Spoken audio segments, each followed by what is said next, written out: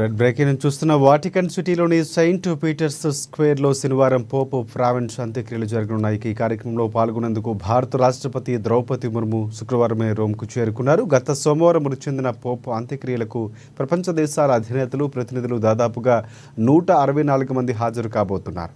America France అధ్యక్షులు Donald Trump, Macron, Britain ప్రధాని Keir స్మార్మర్, అలాగే ఉక్రెయిన్ అధ్యక్షుడు జెలెన్స్కీ తదితరులు ఇందులో ప్రధానంగా పాల్గొనబోతున్నారు. చెక్కతో చేసిన శవపేటికలో ఉంచిన పోపు పార్థివ దేహాన్ని గత 3 రోజులుగా దాదాపుగా 2.50 లక్షల మంది ప్రజలు సందర్శించి నివాళులర్పించారు.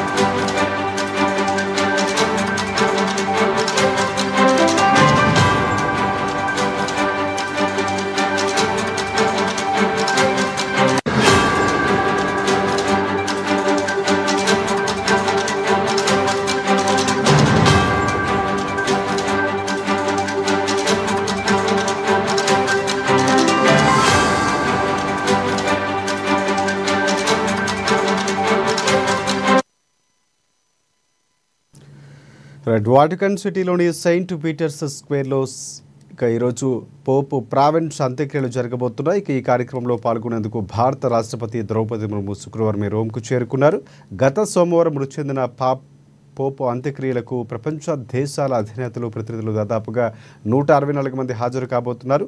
అమెరికా ఫ్రాన్స్ అధ్యక్షుడు డొనాల్డ్ ట్రంప్, మెక్రాన్, బ్రిటన్ ప్రధాని కైర్ స్మార్మర్, అలాగే ఉక్రెయిన్ అధ్యక్షుడు జెలెన్స్కీ తదితరులు ఇందులో ప్రధానంగా పాల్గొనబోతున్నారు.